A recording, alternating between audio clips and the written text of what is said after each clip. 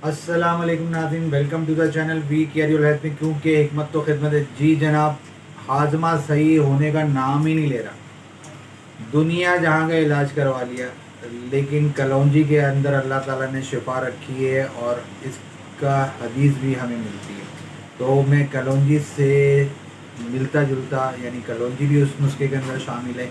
तो अज़ा नोट करें और ये सफ़ूफ बनाकर इस्तेमाल करें। अल्लाह के हुक्म से इंशाअल्लाह ताला आपको फ़ायदा होगा। अगर आप दवाइयाँ इस्तेमाल करके थक गए तो अज़ा नोट करें।